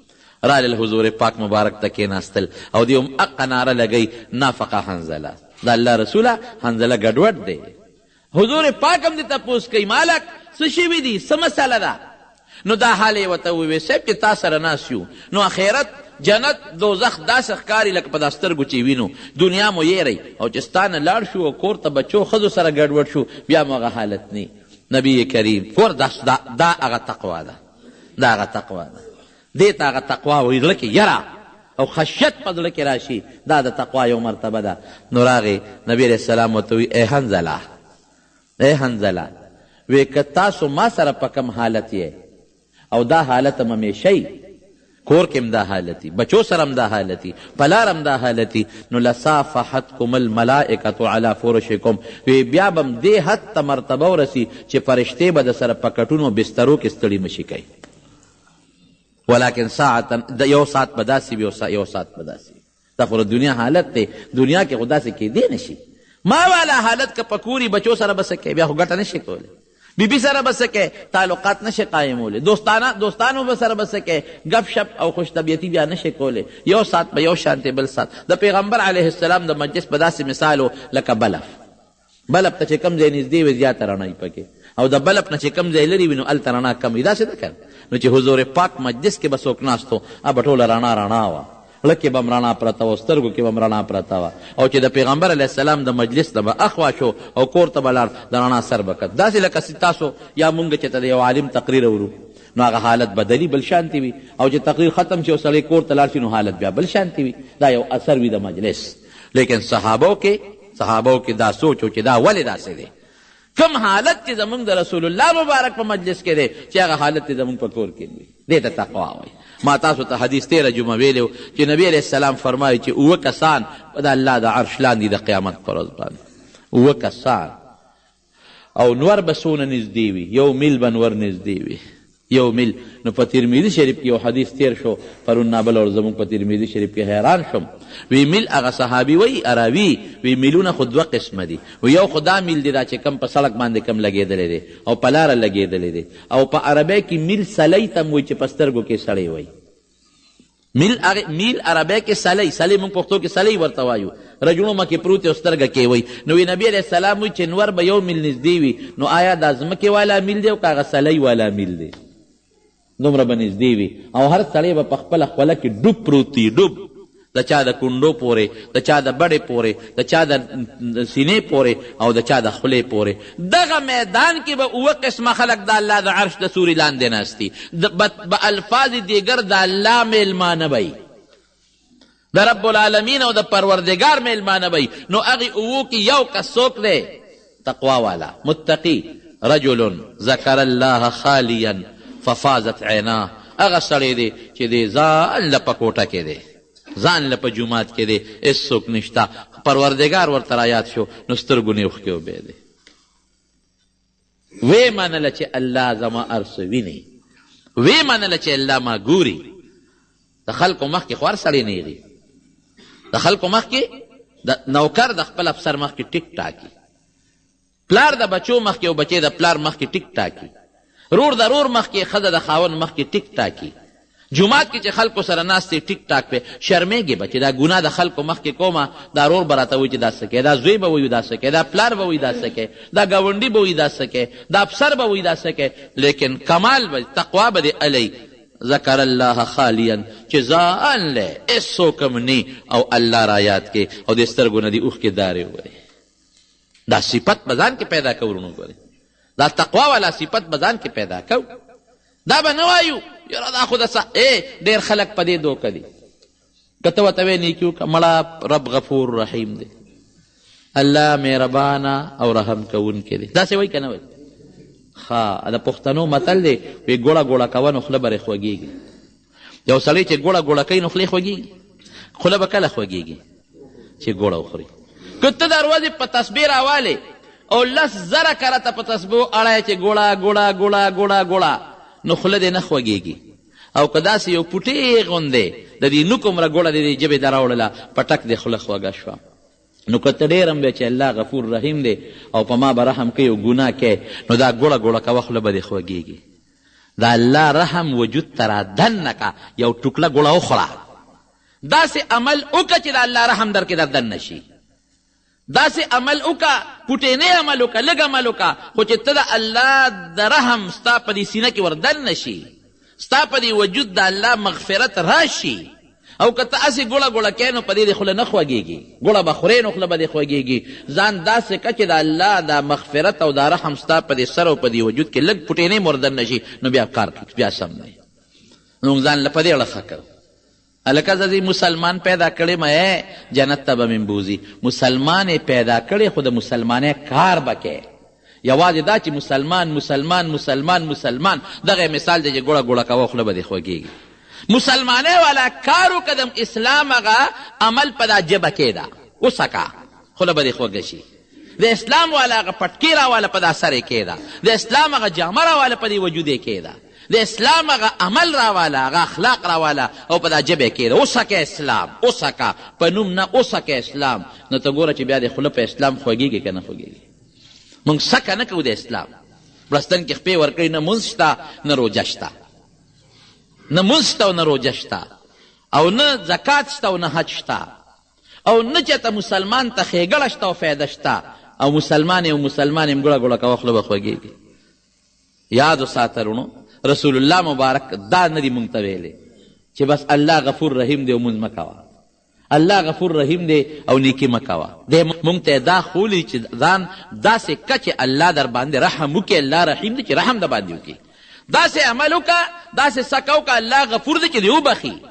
الله ته توبه وباسه چې الله دی وبخي نو فضول بدن لړنه خوشحاله او د صحابو کې پریښي دي حضرت عمر فاروق رضی الله تعالی عنه حضرت عمر فاروق رضی الله تعالی عنه بادشاہ د امیر المومنین د مسلمانانو بادشاہ او د شپې به په لارو کوڅو کې ګرځېده لارو کوڅو کې هسې ګرځي چې د خدای یاره نی نو د شپې څوک خوب پرېږدي تقوا نی سړی خوب پرېږدي یو غلام د اسلام وی یو ځل روان یو ځای کې مراڼه ولیدله وی ما ته وی ته راځه مخامخ چې ته قافلې نه څوک پاتې شوي دي او ښار ته نه دي را رسېدلې ورشو څه ضرورت یې نه وی چې ورلو نو ماشومان دي او هغه جاړي او یو ښځه د اورې بل کړی دی او سمسی ده په کټوی کې وی حضرت عمر فاروق رضی الله عنه خو ښځه نه پېژنده او نه هغې پېژنده وی دا ماشومان ولې جاړي وی دا وږي دي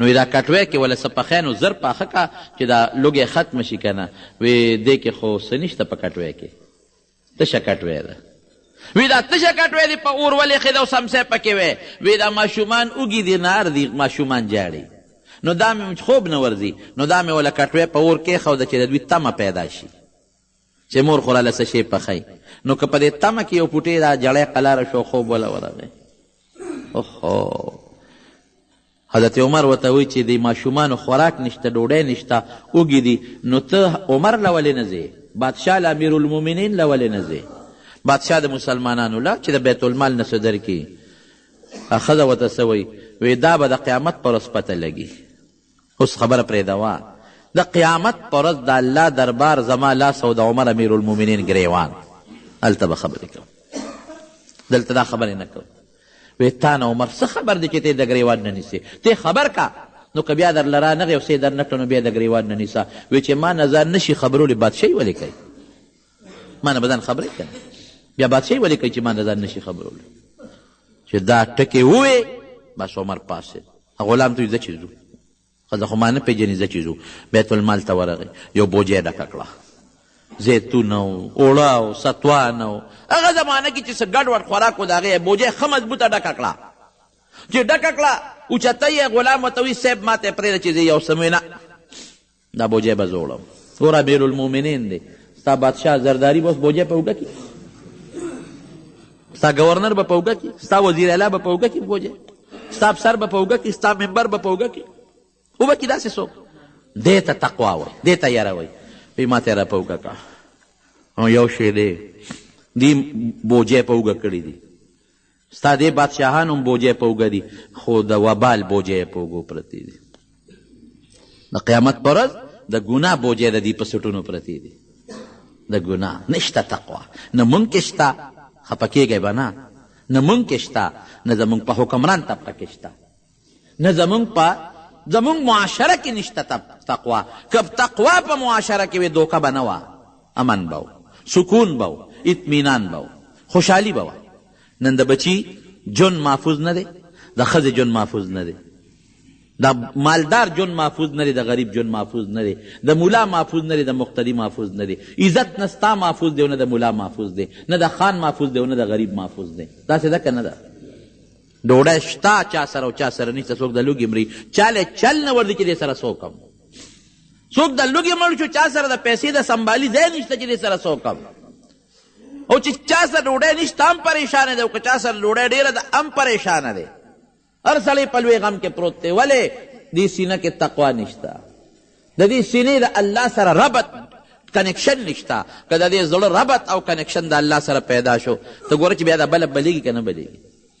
د بلب تار کټ دی نو بلب به څه بل شي؟ بلب تور تیاره ده، تار کټ دی. که دا دې زړه کنیکشن الله سره ولګېد، الله سره کنیکشن دا تقوا ده. اوس لنډه معنا شو تقوا څه ته وایي؟ الله سره د دې زړه د خیر کنیکشن او ربط. که دا ولګېد ته ګوره چې زړه بلیږي که نه بلیږي. زړه مړه دی مړ. وی دا بوجۍ ما ته په اوږه کا. هغه سړی څه وایي؟ هغه غلام وی صاحب نوکر وایي څه ته؟ زه غلام نوکر یم، نو بوج به زه وړم که ته به وړې؟ حضرت عمر ورته څه وایي؟ وی دا بوج خو به مې ته یوسې، خو د قیامت پر ورځ به مې بوج څوک وړي؟ الله دربار کې د قیامت پر ورځ د ما بوج به څوک وړي په سټ؟ غلام وی ور اوچت مې کا بوجۍ نو چې څوک دا بوجۍ د اوړو بلد نی که نه، نو هغه بیا هغه ته وړل بیا ډېر زیات مشکل دی. چې څوک د بار د وړو بلد وي هغه ته اسان دی، او چې څوک بلد دي نو هغه ته ډېر زیات مشکل دی. نو ما به ورته په یو ځل پټي ته تللی وم، نو ګڼو ګېډۍ مې را په اوږه کړه. نو هغه شولګر نه یو ملګری یا زمیندار ما ته وایي چې ته یې پرېږده موږ بیا در وړو. نو ما ورته خاندل، مې تا خو 10 ورځې وشو رو دې نه وړل، اوس ما ته راکړه چې ځان سره یوسم. نو هغه د نر بچي ما ته ښه مضبوط ګېډۍ وتړه. چې ګېډۍ وتړه نو هغه خوړی په شو که نه. نو ما یې ما ته یې را په اوږه کړه، نو چې په اوږه مې کړه نو پې شوم چې خدای دې سره به اوس څه کوم. نو هغه دوبچوک کې مې کله په یو خوا تله او کله په بل خوا تله. اخره کې خوند یې ونه کړه، هغه میدان ته مې وغورځاو. یو 2-3 مې دې را په اوږه کړل، مې دا به څوک تورنګزو سره پورې وړي. نو د با هغه ماشوم هلک و، د هغه زمیندار زوی و، هغه را منډه کړه، هغه یو 2 لاس اوچت کړه، په اوږه کړه، نیغ ما سره را روان شو. نو حضرت عمر خو د بار د وړو بلد نو د بوج. نو حضرت اسلم وایي وی قسم دی چې ما ورته کتل د خپې بیا کږې وږې تلې راتلې. حضرت حضرت بس یې که ما ته یې را په اوږه کوې نه، قیامت پر ورځ به زما بار توړې. بوجۍ یې راوړه د خیمې خوا کې وغورځوله. هغه ښځې ته ویې خوا شه، ښځه یې خوا کړه. هغه کټوۍ وینځله او هغې کې څه ستوان او څه اوړه او څه کجورې او څه قیسې پسې ګډې کړې او لګیا دی، اور نه بلیږي. وی ما ورته وی چې دې خوا شه صاحبه چې زه دا اور درته بل کړم. وی ته اخوا شه. نو وی پوکې به وه او لوګې به کته، پوکې به وه او لوګې به کو. وی قسم دی چې هغه منظر مې اوس هم په سترګو کې دی چې هغه اور لوګې به د حضرت عمر د ګیرې نه پورې پورې ورته راوته. یلوا غوندې پخه کړه. چې پخه کړه هغه ښځې ته وي د ماشومانو سره دې خوا کړه. ماشومانو خوراک وکړه. وی مې چې زه چې ځو که نه صاحب، وی صبر وکړه، دا ماشومان مې په ژړا لیدلي چې په خندې ووینم. چې ماشومان په خنده او په لوبو ټوقو شو نو روان شو. نو هغه ښځې ته وایي سار له راشه مسجد نبوي ته چې تا له مونږه وظیفه مقرر کړو. وی زه چې درشم ما به عمر څه پېژني؟ وی ته راشه ما به هلته ومونې، زه به یم. او نه پېژنې چې عمر. سار وختي ښځه راله مسجد نبوي ته. چې راله څنګه تپوس وکړي امیرالمؤمنین هغه دی چې ویې کتل ښځه په رستو کېدو شو. خو بېګاه خو به د ما پوکي والي دي، خو هغه سړی دی. او چې کله ته عمر رخصتېده نو دا ښځه ورته رښتیا دعا کوي. وی ای مرګري، ای مسلمانه، وی خدای دې د عمر نه باچهی والي او تاله دې خدای درکړي. ته د بادشاه لیق یې، هغه د بادشاه لیق نه دی. وی دلته راشه سهار له به بیا هلته کې مه ووینې. نو چې ښځې دې ولیده، او بو بېګاه خو مې پوکي په ده والي دي، بوجۍ خو مې په ده راوړې ده. نو ښځه رستو تله. حضرت عمر مرګ ته ښځه را مخکې کړې، وظیفه یې وله مقرر کړه. وی وایه که نه ترورې اوس به د قیامت پر ورځ د چا ګریوان نیسې، اوس به څه دا ګوی دلته وکړه د ما په مخ کې، نو هله به دې پرېږدم. وی اوس به زه د قیامت پر ورځ د الله په دربار کې ګوی کوم چې الله عمر زمونږ امیرالمؤمنینو او دې شو د خیمې نه بار یو سړی دی. څه چل دی؟ مسافر مجید. دې خیمه کې دا د فریاد اواز ولې دی؟ وی زما کور والی په دې خیمه کې او ماشومې پیدا کېږي. نو بیا څوک دي ورسره؟ هېڅ څوک ورسره نشته. مسافر یم په دې بیابان کې. هر څه په ځای پرېښودل او نیمه شپه ده کور ته یې را منډې کړې او خپلې بیبي ته وایي د امیرالمؤمنین بیبي چې ته ورته اوس خاتون اول وی، او دې زمانه کې ورته خاتون اول وی. خاتون اول به ورشي داسې به وکړي. وی اله شابه یو مسافر دی او بچی کېږي، اله شابه لږ ما سره لاړه شه، د هغې خدمت وکړه. دیتوب چې ورته وایي، د دیتوب خدمت وکړه. هغې ځان سره هغه وخت چې د ماشوم په کېدو په وخت کې څه سامان لګي، ښځې له څه خوراک پکار یا ماشوم له، هغې زر در راغونډ کړل. او حضرت عمر ته مخکې د خاتون اول د صحابهو د زمانې د حضرت عمر بیبي ورپسې ده. خیمې ته وردن نه شو، خدمت یې وکړه. سړی خو یې نه پېژني چې دا حضرت عمر دی. د هغې ښځې له خدای بچی ورکه زوی پیدا شو چې زوی پیدا شو حضرت عمر ته بیبي آواز ورکړه وی امیر المؤمنین مبارک دې شته ستا د دې مسافر رور زوی شو چې هغه واورېدل په لرزان شو د امیر المؤمنین دی نو تقوا لکه د الله یره دا تقوا معنا شوه تقوا چې لکه یره راله نو پریز د ګناه نه دا د تقوا معنا شوه تقوا د الله سره د خپل زړه ربط او کنکشن د خیر جوړول دا تقوا شوه تقوا څه شوه د خپل زړه او د وجود پریز شو او دا بچ کول شو د ګناه نه او د شیطان نه او د اور نه دې ته تقوا ویل کېږي دا یو مشترک غوندې لفظ دی نو خدای پاک دې په مونږ کې تقوا پیدا کړي نبی کریم صلی الله علیه وسلم په خپل یو مثال ورکړي د بني اسرائیلو د یو دریو کسانو په بني اسرائیلو کې یو درې کسان په لاره تېرېدل نو وی باران شو پې زلزل شو نو دا درې واړه یو غار ته ننوتل بخاري شریف کې یو اوږد حدیث دی او امام بخاري چې ولې نوم یې ښودلی دی نو هغه پې بره عنوان د حدیث الغار یې ښودلی دی غار والا واقعه نو درې واړه ننوتل غار ته چې ننوتل ګړز ګړوز د زلزله شوه چې زلزله شوه د غار د خولې نه یو غټ کاڼی را پرېوته او د غار د خولې بند دی غریبانان په هغه غار کې دننه پریشانه ونښتل چې خدای اوس به څه کوو رڼا بنده شوه رڼا نه لګي هوا بنده شوه اکسیجن بند شو خدای دا به اوس څه کېږي دا ډېر ګران کار په ما هم یو ځل تېر شوي دی ما سره یو ملګری په مکه مکرمه کې یو وخت کې مونږ بره په یو دغه کې اوسېدو بره چت کې نو په هغه لفټ ختو نو هغه لفټ ته چې څنګه ننوتو او په هغې کې روان شولو چې هغه دې نیمې له ورسېد نو لفټ په ځای ودرېده بلکل په دامیانس کې ودرېد او چې څنګه ودرېده نو بجلي پکې باندې مړه شوه پکې پکې لګېدلي بجلي پکې پکې هم بند شو بجلي خو پوټینې ځای خدایه پاکه دا به اوس څه کېږي بالکل الله گواه دی نه ما خبرې کولی شوې نه د ما هغه ملګري خبرې کولی شوې سترګې مو بقې شوې اکسیجن ورو ختمېږي سا لږه لګالو خدایه دا څه شو دا به څه کېږي نو هغې کې یو انټرکام غوندې لګېدلي هغې باندې م راواغېشته هغه اوچت که هغه سړي سره خبرې کوو هغه هم نه اوچتی یاره جي یو دوه درې منټه دا کیفیت په مونږ تېر شو خو د مرګ هغه کیفیت و الله بیا فضل وکړه هغه شی په خپله روان شو نو درې واړه غریبانان په غار کې بند شو تیږه پې پرېوته اکسیجن هوا رڼا څه بند شو دې کې دا یو کس ډېر هوښیار و هغه وی داسې کار دی چې بغیر د الله نه بل څوک مونږ اوس نشي بچ کولی مونږ چې بچ کوي نو پروردګار به هم بچ کوي بل څوک نشي بچ کولی او پروردګار چې مونږ بچ کوي نو الله به هم بچ کوي چې مونږ الله اوس خوشحاله کړو که الله هم خوشحاله کړي نه نو مونږ نه بچ کوي نو الله پسې خوشحالېږي په نیک عمل او دلته په دې غار کې خو مونږ نیک عمل نه شو کولی مونږ خو په پریشانۍ کې پراته یو نو راځئ داسې کار کوو چې مونږ په دنیا کې چا هم کم څه نیک عمل کړی دی نو خدای ته بیا ورمخکې کوو چې الله ما دا نیکي کړې ده ما دا نیکي کړې ده نو ممکن ده چې رب العالمین په موږ رحم وکړي ډېره ښه نو هغه یو کس وایي چې پروردګار ما خو یو نیکي کړې ده نیکي مې دا وه چې ما مزدوران راوستل او کار مې پې کوو او ورسره مې فیصله کړې وه چې دونه بروجې در کوم نو چې کله ماښام شو مازدیګری شو نو نورو له مې هغه خپلې مزدوري ورکړه او هغه یو کس هغه مزدوري پرېښوده او لاړ ما ورته چې هلکه خپله مزدوري دې واله اړو غږ یې ونه کړه ولاړ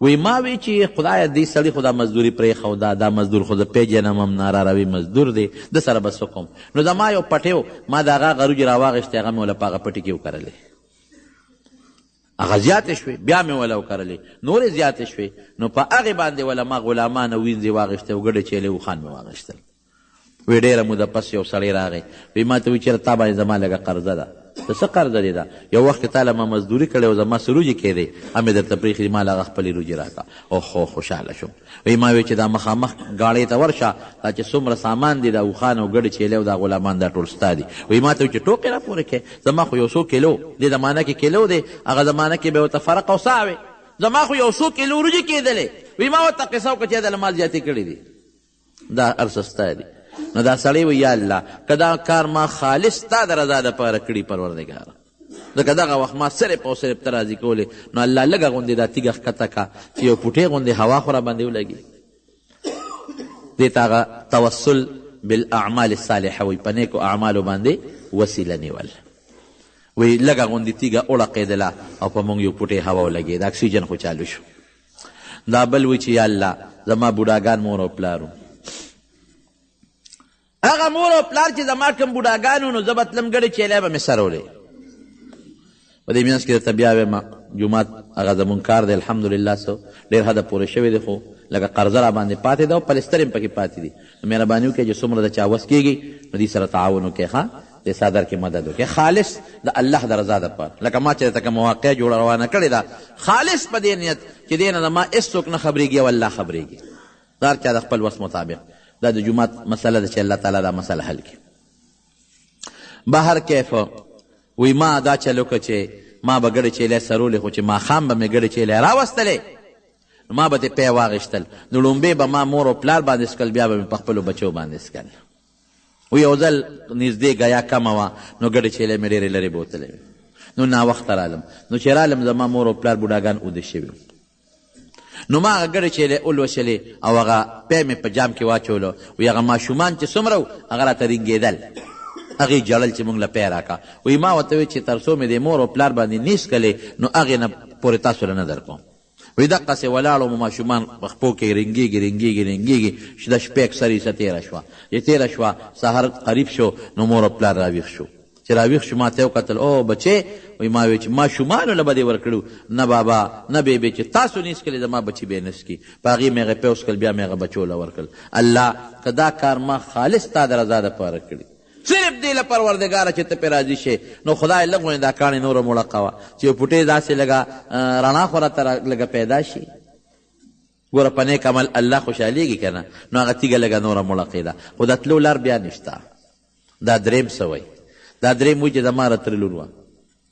دا ګورې د حضور پاک د مبارکې خولې واقعه ده. زما د تره لور و زما ورسره ډېره زیاته مینه وه، ډېر محبت و. نو یو ځل چې ما د ګناه مطالبه وکړه نو هغې ما ته وی چې ماله به یو 100 روپۍ راکړې، نو زه به ګناه کوم. نو زه خو غریب وم نو تکړه شوم لګیا شوم، هغه مزدوري او قیسې پیسې مې شروع کړې، هغه 100 روپۍ مې ورته برابر کړې. نو ما ورته یو ځای مقرر کړ چې دې ځای ته راشه هغه خپلې پیسې دې واله. وی هغه ځای ته مې راته راغه لور راله هغه پیسې مې وله ورکړې. نو مې چې اوس به زما خبره منې او ډېره ښه ده.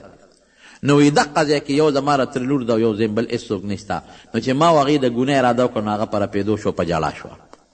نو ما ورته وی چې ولې زه خو تا سره په زور ګناه نه کوم، ما خو دله پیسې درکړې، اجرت مې درکړه، په پیسو په اجرت یې در کوم او ما دله پیسې په بلو دغه پیدا کړو، تا راته ویلو چې دا پیسې پیدا کړه، نو دا په زور تا سره ګناه کوم چې اوس جاړې رپېږې. وی ماته څه وایي؟ ما ته وی چې نه د زور خبره نه ده، په دې نه جاړم په دې چې ما دا ګناه چاته نه ده کړې. نو د الله نه یریږم، لوی الله نه یریږم. دې وخت کې هېڅوک هم نشته، یو تی یو زیم یو پروردګار یو الله دی. الله نه یریږم. زمونږ نوجوان کل که دا سوچ پړه کې را پیدا کو والله که بیا د موبایل او د کمپیوټر غلط استعمال وکړي. ته چې دا په موبایل باندې دا ګندونه ګورې او په کمپیوټر دا ګندونه ګورې نو د خلکو مخکې کتی شي نه، د پلار مخکې کولی شي نه، د رور مخکې کولی شي نه. که تا دا سوچ وکړه چې دلته خو زیم او دا کمپیوټر دی او الله دی، دلته خو زیم او دا موبایل دی او دریم څوک دی الله دی، او وړه کې دا سوچ وکړه چې دا الله ما ویني، قسم په خدای که دې دا ګناه وکړله بلکل به ونه کې.